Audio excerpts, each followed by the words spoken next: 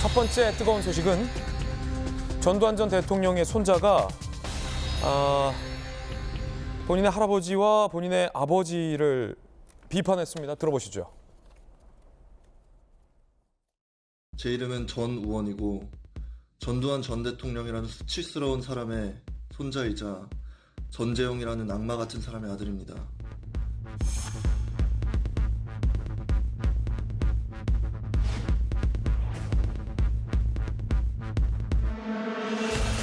전 제 할아버지가 학살자라고 생각합니다. 그리고 그는 저희의 나라를 지킨 영웅이 아니라 범죄자일 뿐입니다.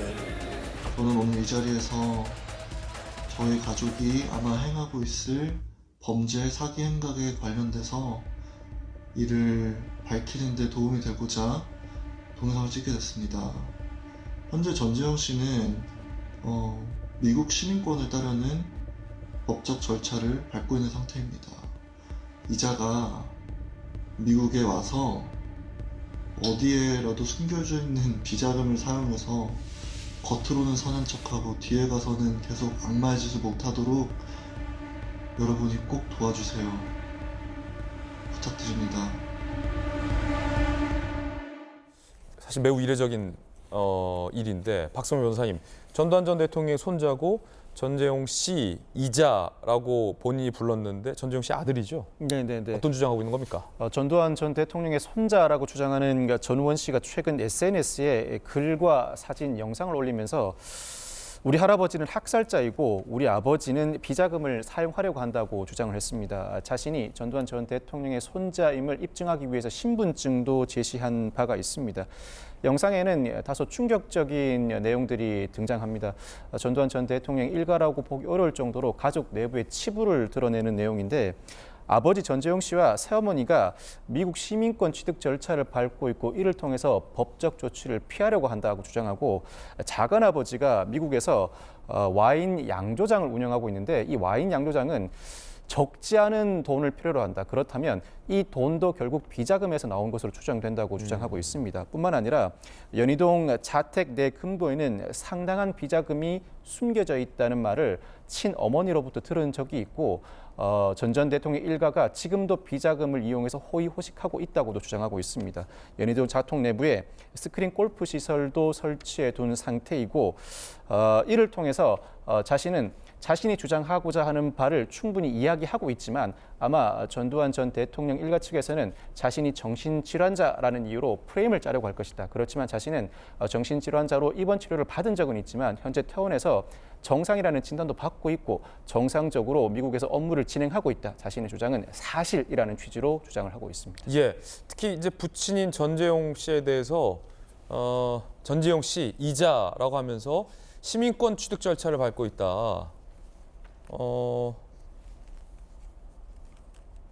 전재용 씨는 시민권 취득 절차 진행은 맞다. 하지만 아들이 정신질환이다. 또 이렇게 반박하고 있군요. 그렇습니다. 전재용 씨가 나름 차분하게 대응을 하고 있는 것 같은데, 아들이 정신질환과 마약 투약으로 정상적인 생활이 불가능하다고 하면서도 다만 시민권 취득 절차 진행 중인 것도 맞고, 또 연희동 자택의 스크린 골프 시설은 아버지 살아계실 때 자식들이 마련해 준 것이라고 사실관계 자체는 인정하고 있습니다.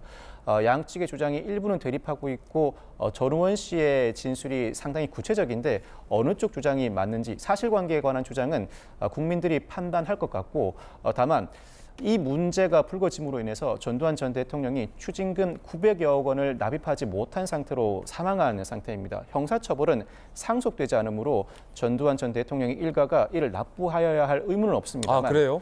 이 진술을 토대로 다시 국민적 관심이 쏠리면서 이 문제가 재점화될 가능성이 높아 보입니다. 특히 이제 그 비자금 부분이 좀 많이 언론에서 주목하고 있는 것 같은데, 왜냐하면 아직 추징금을 다 네네. 납부되지 않은 상황이잖아요. 네네. 저 부분에 대해서 전재용 씨는 반론이 없습니까?